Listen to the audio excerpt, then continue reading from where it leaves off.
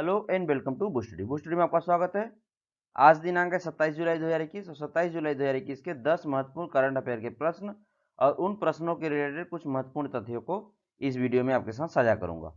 इस वीडियो के आखिरी में हमेशा की तरह कल वाले प्रश्न का आंसर दिया गया है और आज आपके लिए एक नया प्रश्न रखा गया है जिसका आंसर आपको कमेंट बॉक्स में देना है। इस वीडियो के रिलेटेड पीडीएफ को इस टेलीग्राम चैनल पर जाकर आप आसानी से अवेल कर सकते हैं। टेलीग्राम चैनल पर जाने के लिए वीडियो के डिस्क्रिप्शन बॉक्स को चेक कीजिए और कमेंट बॉक्स को चेक कीजिए। वहां पे आपको लिंक पिन किया हुआ मिल जाएगा जिसे आप जाके आसानी से आज का ही पीडीएफ नहीं बल्कि इसके पहले जितना भी क्लासेस हुए हैं उन सब का पीडीएफ आप आसानी से अवेल कर सकते हैं। मेरा नाम है सुजीत शाह। चलिए स्टार्ट करते हैं। प्रश्न पहला है, हाल ही में किसे BCAS यानी कि bureau of civil aviation security के डायरेक्टर जनरल पद के लिए चुना गया है?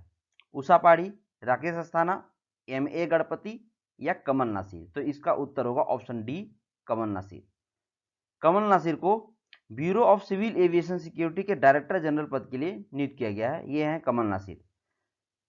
अब आपको जानना होगा कि सिविल एविएशन मिनिस्टर अभी के कौन हैं। तो आपने हाल ही में मंत्रिमंडल के विस्तार के समय सुना होगा कि ज्योतिरादित्य सिंधिया को, ये ज्योतिरादित्य सिंधिया है, इन्हें सिविल एविएशन मिनिस्टर बनाया गया है। तो इनके बारे में भी याद रखिएगा। प्रश्न दूसरा है, हाल ही में किस देश में दुनिया का सबसे बड़ा तैरता हुआ सोलर फार्म बनाने की योजना तैयार की गई? इंडोनेशिया, सिंगापुर, जापान या साउथ कोरिया? तो इसका आंसर है ऑप्शन ए, इंडोनेशिया। जी आपने सही सुना, ऑप्शन ए, इंडोनेशिया। आप बोलेंगे रुको रुको, इसका आंसर तो सिंगापुर होना चाहिए, लेकिन ऐसा नहीं है। चूंकि आपने अभी हाल ही में सुना होगा कि सिंगापुर ने सबसे बड़ा तैरता हुआ सोलर फार्म का पहला यूनिट को स्टार्ट कर दिया है, यानी इनॉग्रेशन कर चुका है, लेकिन इससे एक कदम आगे बढ़ते हुए इंडोनेशिया ने सिंगापुर के तैरते हुए सोलर फार्म से भी ज़्यादा बड़ा तैरता हुआ सोलर फार्म बनाने की योजना तैयार कर ली है। तो इसका आंसर होगा ऑप्शन ए, इंडोनेशिया। अब इंडोनेशिया का लोकेशन देख लेते हैं। ये लोकेशन अब जहाँ पे अभी पॉइंटर को देख रहे हैं ये है हमारा प्यारा भारत, और इसके दक्षिण पूर्व की तरफ आप जाएंगे हिंद महासागर में तो आपको मिलेगा इंडोनेशिया। ये जो यहाँ पे आप लेजर को देख रहे हैं ये इंडोनेशिया है, और इसको मैं क्लियरली रूप में यहाँ दिखा दिया हूँ इस जगह पे। इंडोनेशिया की राजधानी है जकार्ता, लेकिन अभी इसकी राजधानी को शिफ्ट किया जा रहा है बोर्नियो आइलैंड पे, क्योंकि जकार्ता सबसे ज़्यादा जल्दी से डूबने वाला आइलैंड बनता हुआ जा रहा है। याद रखिएगा। इंडोनेशिया का करेंसी है इंडोनेशियाई रुपया और इंडोनेशिया के राष्ट्रपति हैं जोको विडोडो। प्रश्न तीसरा है, हाल ही में यूनाइटेड नेशन ने विजन फॉर एवरीवन के पहले प्रस्ताव को मंजूरी दे दी है। यह प्रस्ताव किन देशों के द्वारा प्रस्तावित है? बांग्लादेश, एंटीगुआ, आयरलैंड या ऊपर के सभी? तो इसका आंसर है ऑप्शन डी, ऊपर के सभी। अब बात यूनाइटेड नेशन की है तो यूनाइटेड नेशन के बारे में जान लेते हैं। यूनाइटेड नेशन का स्थापना होता 24 अक्टूबर 1945 को। इसका हेडक्वार्टर है यूनाइटेड स्टेट यानी कि अमेरिका के न्यूयॉर्क शहर में, और इसके सेक्रेटरी जनरल हैं एंटोनियो गुटरेस। अब समझते हैं कि यूनाइटेड नेशन के 6 मेन बॉडी हैं, जिनमें से 5 का हेडक्वार्टर है न्यूयॉर्क में ही। अब पांचों का नाम पढ़ता हूं और आखिरी जो छठा है उसका अलग से बताऊंगा। तो पहला है यूनाइटेड नेशन जनरल असेंबली, दूसरा है यूनाइटेड नेशन सिक्योरिटी काउंसिल, तीसरा है United nation economic and social council, चौथा है यूनाइटेड नेशन सेक्रेटरीट, पांचवा है यूनाइटेड नेशन ट्रस्टशिप काउंसिल। इन पांचों का हेडक्वार्टर है यूनाइटेड स्टेट के न्यूयॉर्क शहर में। अब बाकी जो छठा बॉडी है यानी कि इंटरनेशनल कोर्ट ऑफ जस्टिस, इसका हेडक्वार्टर है द हेग यानी कि नीदरलैंड के द हेग शहर में। कई सारे परीक्षाओं में इनका हेडक्वार्टर के बारे में पूछा गया है इसलिए बता रहा हूं। प्रश्न चौथा है, हाल ही में किसने टोक्यो ओलंपिक 2020 के खेल पदक विजेता एथलीट के कोचों को नगद पुरस्कार देने की घोषणा की है?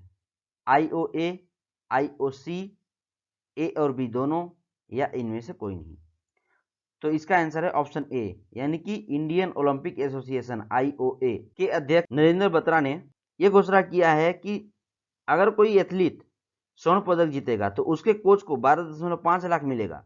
अगर कोई एथलीट रजत पदक जीतेगा तो उसके कोच को 10 लाख, और अगर कांस्य पदक जीतेगा तो उसके कोच को 7.5 लाख रुपए दिए जाएंगे। अब आगे बढ़ते हैं। प्रश्न पांचवा है, हाल ही में किस देश के राष्ट्रपति कैस सैयद ने प्रधानमंत्री हिमेश मशीची को बर्खास्त किया?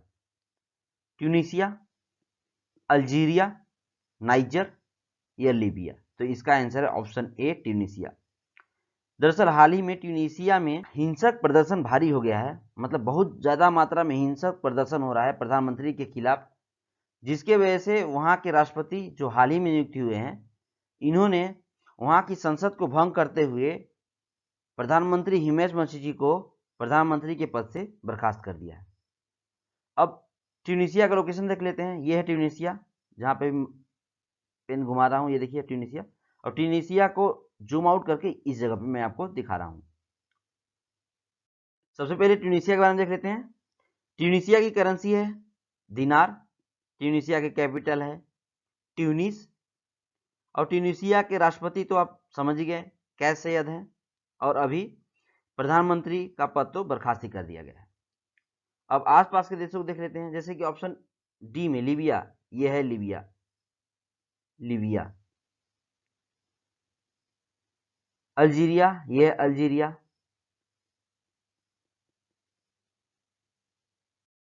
और ये जो आप देख रहे हैं ये है नाइजर, याद रखिए। प्रश्न छठा है, हाल ही में दिग्गज अभिनेत्री जयंती का निधन हो गया। वे किन किन पुरस्कारों की विजेता रही थी? कर्नाटक राज्य फिल्म पुरस्कार को 7 बार, फिल्म फेयर पुरस्कार को 2 बार, डॉक्टर राजकुमार लाइफ टाइम पुरस्कार से, या ऊपर के सभी से?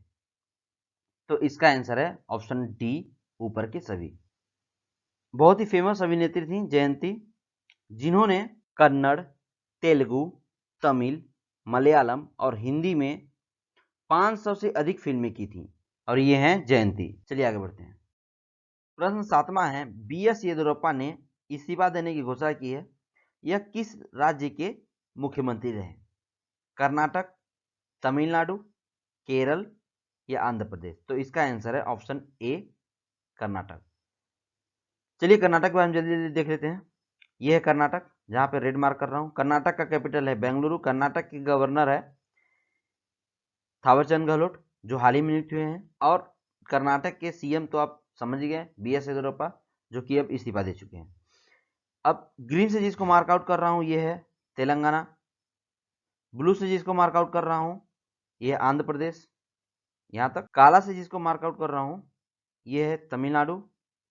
और एक लाइट रेड में जिसको मार्क आउट कर रहा हूं ये है, अभी जो मार्क आउट कर रहा हूं ये है केरल। याद रखिएगा। चलिए आगे बढ़ते हैं। प्रश्न 8वां है, पैरा शटर प्रमोद भगत को किस वर्ष के लिए इंडियन स्पोर्ट ऑनर में differently able sport man of the year के लिए चुना गया है? 2019 के लिए, 2020 के लिए, 2021 के लिए या 2018 के लिए? तो इसका उत्तर है ऑप्शन ए, 2019 के लिए। अब हाल ही में आपको एक दो प्रश्न बताया था जिसमें AIFF के स्पोर्ट मैन एंड वुमेन का खिताब मिला था, और एक ये तीसरा प्रश्न हो गया sport man of the year का। तो याद रखिएगा इन तीनों को नाम को, जैसे कि ये हैं प्रमोद भगत। प्रश्न 9वां है, हाल ही में कौन सा देश 2019 में WTO के टॉप 10 कृषि उत्पादक निर्यातकों में शामिल हुआ? भारत, इंग्लैंड, इंडोनेशिया या जापान? तो इसका उत्तर है अपना प्यारा देश भारत। याद रखिएगा। अब WTO के बारे में देख लेते हैं। WTO का फुल फॉर्म में वर्ल्ड ट्रेड ऑर्गेनाइजेशन। इसका स्थापना हुआ था 1 जनवरी 1995 को। यह स्थापना वाला डेट याद रखिएगा, ध्यान से, ये पूछा जाता है। और इसके डायरेक्टर जनरल हैं नागोजी ओकोंजो-इवेला। याद रखिएगा, थोड़ा अजीब नाम है, एक दो बार पढ़ेंगे तो आपको याद हो जाएगा, ठीक है। और इसका हेडक्वार्टर तो स्विट्जरलैंड के जिनेवा शहर में है, याद रखिएगा। चलिए आगे बढ़ते हैं। प्रश्न 10वां है, हाल ही में रुद्रेश्वर मंदिर को भारत की 39वां यूनेस्को की विश्व धरोहर सूची के रूप में अंकित किया गया है। यह किस राज्य में स्थित है?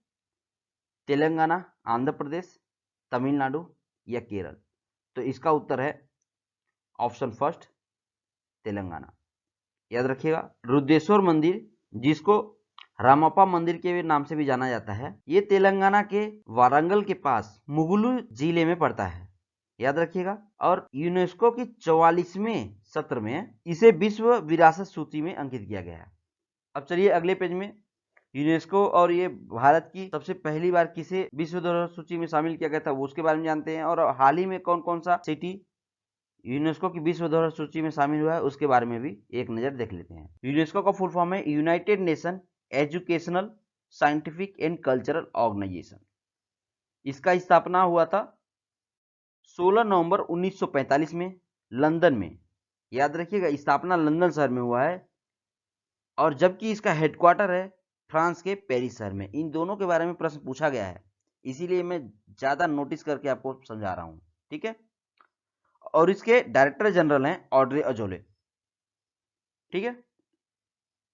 अब चूंकि यूनेस्को का अभी 44वां सत्र आयोजित हुआ था, जिसमें तेलंगाना के रामप्पा यानी कि रुद्रेश्वर मंदिर को वर्ल्ड हेरिटेज साइट का दर्जा मिला है। इसके पहले इंडिया के 38 साइट थे। अब चूंकि ये एक ऐड हो चुका है तो अब हो चुके हैं टोटल 39 साइट। ये कई सारे परीक्षाओं में पूछा गया, इसलिए 39 को बहुत मोस्ट इंपॉर्टेंट समझ के याद कीजिए कि अब हो चुके हैं इंडिया में वर्ल्ड हेरिटेज साइट 39। और सबसे पहला कौन सा देश है, यानी कि सबसे ज्यादा वर्ल्ड हेरिटेज साइट किस देश में है, तो इटली में। चूंकि ये 55 को मत पढ़िए, ये पुराना डाटा है, ये नया डाटा 57। जब तक मैं अभी वीडियो जब मैं रिकॉर्ड कर रहा हूं इस समय तक 57 वर्ल्ड हेरिटेज साइट है इटली में, और चाइना में है 56। तो पहले दूसरे को याद रखना है मत रखिए, लेकिन ये याद जरूर रख लीजिए कि सबसे ज्यादा किस देश में है। इटली में सबसे ज्यादा, उसके बाद चाइना में, और इंडिया 6ठे नंबर है वर्ल्ड हेरिटेज साइट के मामले में। और टोटल है 39, जिसमें से 31 है कल्चरल, 7 है नेचुरल और 1 है मिक्स। और मिक्स वाला पूछा जाता है कि कौन सा साइट मिक्स है, तो मिक्स वाला जानना जरूरी है। मिक्स वाला है कंचनजंगा नेशनल पार्क। इसे 2016 में वर्ल्ड हेरिटेज साइट का दर्जा मिला था। अब चलिए समझते हैं कि इंडिया में सबसे पहले कौन सा साइट था जिसे वर्ल्ड हेरिटेज साइट का दर्जा मिला था। तो समझते हैं यहाँ पे 4 हैं जिन्हें सबसे पहली बार वर्ल्ड हेरिटेज साइट का दर्जा मिला था। और ये अभी जो एनटीपीसी यानी कि रेलवे एनटीपीसी का जो परीक्षा हुआ था उसमें पूछा गया था। हर एक जो ऑप्शन अब मैं आप दिखा रहा हूं ये हर एक एक प्रश्न है खुद में।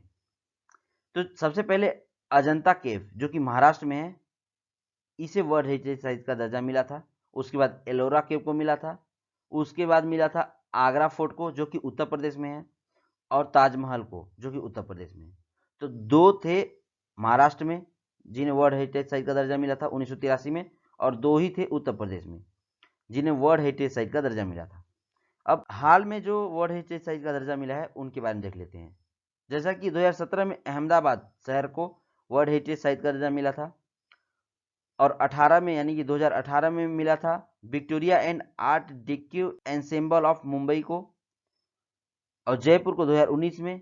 और ये परीक्षा में पूछा गया था, अहमदाबाद वाला भी परीक्षा में पूछा गया है, जयपुर वाला भी परीक्षा में पूछा गया है।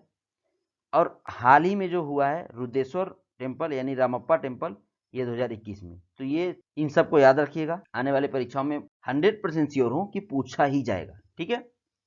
इसको आप रिवाइज कर लीजिएगा, 2-3 बार वापस करके देख लीजिएगा, कुछ दिन में देख लीजिए ताकि आपको, या फिर लिख के रख लीजिए, या फिर जो मैं पीडीएफ प्रोवाइड करूंगा उसमें ऑलरेडी लिखा होगा तो उसको आप पढ़ लीजिएगा, ठीक है। और ये रहा कल वाले प्रश्न का आंसर कि हाल ही में AIFF अखिल भारतीय फुटबॉल महासंघ के महिला फुटबॉलर ऑफ द ईयर, यानी कि ये देखिए मैं इस प्रश्नों को ज्यादा जोर इसलिए दे रहा हूं क्योंकि footballer of the year, sportsman of the year, ये सब चीज पूछा जाता है। तो इनके बारे में याद रखिएगा, नंगोम बाला देवी। और पुरुष कौन थे, संदेश झिंगम, याद रखिएगा। अब ये रहा most updated part of the video जिसका आप सबको बेसब्री से इंतजार रहता है। प्रश्न पढ़ दिया जाए, हाल ही में किस देश के द्वारा पाइजो इलेक्ट्रिक क्रिस्टल की खोज की गई? अमेरिका, ब्रिटेन, इंडिया या कनाडा? इसके बारे में मैं कल वाले सेशन में आंसर दूंगा, और इसके बारे में आपको जितना जानकारी पता होगा उसको जरूर से लिखने की कोशिश करेंगे। Thanks to tune with me. Session अच्छा लगा होगा तो लाइक कीजिएगा, शेयर कीजिएगा फैमिली और फ्रेंड और अपने सोशल मीडिया अकाउंट में, और सब्सक्राइब कीजिएगा हमारे यूट्यूब चैनल को। Thanks for watching. जय हिंद।